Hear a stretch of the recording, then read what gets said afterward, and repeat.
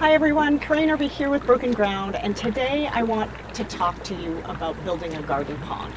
So one of the first things that I want to address is why you might want to have one. So you might have heard in permaculture the expression, each element performs multiple functions. And so the pond in this case is an element.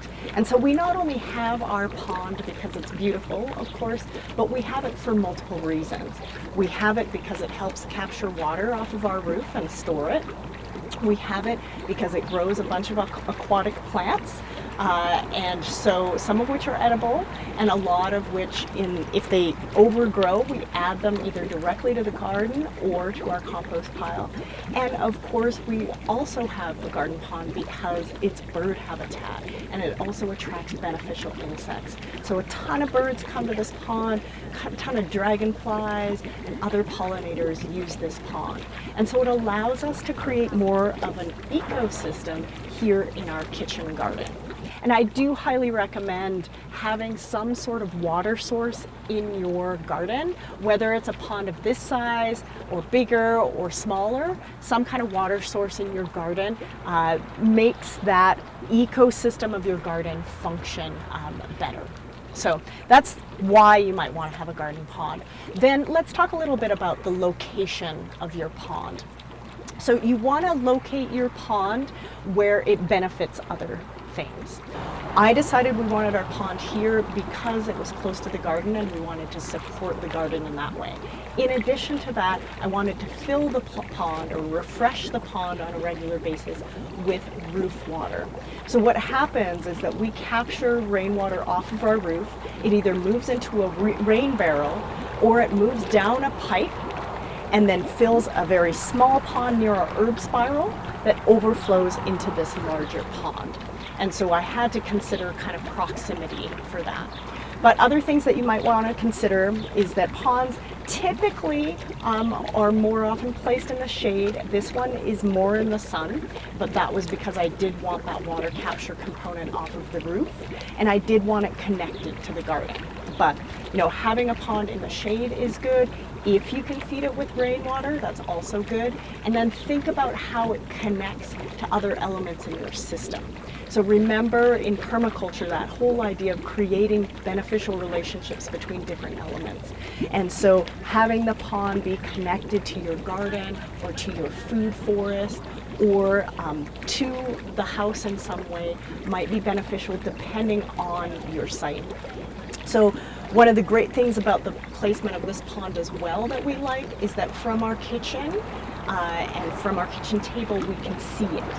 So that we can look at all the interactions that happen in this kitchen garden and don't necessarily have to come out and disturb the birds and other insects that are taking advantage of the garden. So that's another reason if you want to enjoy it from your house, from your home, looking out of a window, then that might also affect your placement. So let's talk a little bit about the shape of your garden pond. So in permaculture, of course, you've probably heard the expression optimizing edges. And so when you're thinking about the shape of your pond, I wouldn't recommend that you just make it circular. I'd recommend that you have some irregular edges to the pond. So you can see that our pond has irregular edges, it's not just circular. And what that does, of course, is it creates different micro habitats for plants and for insects. So the more, and that's, again, those edges are where the productivity is. So you want to keep that in mind in terms of the shape, and just, of course, that's more natural, right? It looks more natural to have an irregular shape. We're used to seeing that kind of in natural ponds or natural lakes, right? So think about that in terms of the shape, and then cross-sectionally, if you view that pond in cross-section, you want to create shelves because that creates more edges and more microhabitats, right? So you're not just going to have a bowl for a pond, you're going to have shelves in your pond, which is what this pond has as well, in order to create different microhabitats. But that is really important, just as well in terms of mimicking what you would see in a natural system. So the other thing that you want to keep in mind as you are forming the shape and the edges of your pond is you need a spillway. So in any kind of water capture system, you always want to plan for an overflow route, especially since we're running the rainwater from our roof into this system. We don't want the whole thing to overflow over its edges, right? It's kind of like with a bathtub, right? You always have an overflow route, or your sink. You know, you have an overflow route where that water can passively leave the system without overflowing. So you need to have that spillway that's slightly below, you know, an inch or two below the edge of your actual pond. So that's something to keep in mind. And in our case, our spillway is towards the garden. So any overflow of water just goes towards feeding the garden. So think about that also in terms of your design. So let's get into how to actually build the pond. So you can do it by hand or with an excavator. I think it depends for you on the scale of your pond. And in our case, I wanted to do it by hand because I wanted to use that soil and sieve through that soil in order to build the garden beds on the north side of the pond. So depending on what you're trying to do with that soil, you might want to make that choice, and also how much time you have. So we built our pond by hand. We dug it by hand. It also allowed us to do the detail work of the shelves. And so if you do end up using a mini excavator, then you can do some of the deep work with the excavator, but you might still also want to come in there by hand and do some of the detail work with the shelves. So just to keep that in mind. And obviously I'm talking about ponds, garden ponds, right? Not large scale ponds that you might see on properties with a lot of acreage. That's a whole other conversation. But for this scale of pond, that's what you want. Then what you want to do once you've excavated it and dug that hole, you want to take your old tarps and carpets and possibly clothes, and you want to line it with those things initially. And the reason for that is that the more it prevents, you know, rocks from potentially piercing that liner. So it's just another layer of protection. So all those things that you've wanted to get rid of and you don't want to take to the landfill, throw them in your pond. So put those tarps, those old clothes, that old carpet down, and then you're going to want to lay a 45 mil EPDM liner on top of that. And so this EPDM liner is available, could often be available at your local hardware store. We do have one that has EPDM liner, but it was not wide enough for what I wanted to do. So depending on the width of your pond, that may or may not be possible. If you can't get it from your local hardware store, you can of course buy it online. So you want to line out with that EPDM liner. And then in the shelves, over the shelves, you want to put pea gravel. And that pea gravel is a substrate to plant your pond plants. So that's kind of how you prep the area. And then obviously you want to fill it. And so we were able to, in I think it was one rain event, that pond filled 3/4 of the way full. So however you decide to fill it, you're going to want to fill it once you have that liner in, once you have that pea gravel in.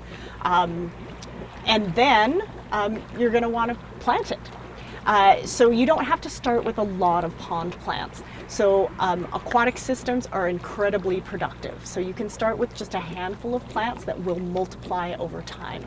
And so let's talk a little bit about the different types of pond plants that you want to put in your system. So you want the marginal pond plants, which are the ones that grow along the shelves. So those are things like water iris, those are things like rushes, those are things like cattails. Now, just wanted to quickly address the cattail issue. A lot of people get freaked out about cattails and about them taking over.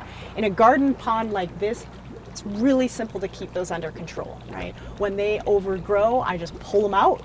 I add them to the compost pile or directly to the garden. So they're benefiting the system in some way. So those are some examples of marginal plants. Then you have your floating pond plants, of course, things like water lilies, which you can see in the background. Duckweed is another example as well. Those are two that survive and perennially in cold climates. Water lettuce is another option, but that does not survive in cold climates over the winter. So I used some initially, but then I didn't want to be buying it every year.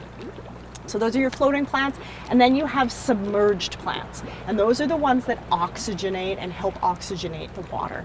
And there are several different types as well. Try to get, if you can, the native types for your environment, and then you're going to put some of those submerged plants also into your pond ecosystem. So those are the different plants. Then the other thing that you want to keep in mind is aerating your pond. So those plants themselves are going to oxygenate, the submerged plants are going to help oxygenate the water, but you may need some additional oxygen into your system. So we use a small aerator that's run by a small pump. So that's something that you can do. The pump is outside of the pond, and then it blows air through a tube that we have connected and submerged in the pond itself. There are other ways that you can go about this as well in terms of creating a waterfall or what have you. There are other options. You can submerge a pump in the actual pond as well, but we wanted to keep this separate. I disconnect this in the winter time, and I actually don't keep any kind of pump running in the winter time. And in fact, I also don't run the pond pump at night. So I just disconnect it or unplug it at night. Again, it's just an energy thing for me in terms of wanting to still keep the pond ecosystem healthy, but at the same time also not expend a lot of energy. Over time, I'd like to connect that pond pump to a solar system as well, so that's an option. Let's talk about the depth of the pond. This pond was originally dug at 4.5 feet deep. With the size and the width of it, we couldn't get much deeper without the soil kind of starting to cave in. So depending on the size of your pond, you're going to be limited as to the depth. And that's another reason why we do not have fish in this pond. I don't want to try to overwinter fish or take them in the winter time. They might very well, with this depth at 4.5 feet, be able to overwinter, but I just don't want to. It's just another element that I don't want to bother with. So that's how you build a pond. It is a lot easier than you think it is, but again, think about your location, think about connecting it to other elements in your garden. Think about whether you're going to do that you're going to do the excavation by hand or not. The liner is actually the most expensive cost that's involved in building the pond. The pond plants are things that you can get from other people who have ponds. I got most of my pond plants from a pond installer. And so, yeah, keep all of those things in mind, and let me know if you have any questions. Thank you so much for watching, and I hope to see you soon.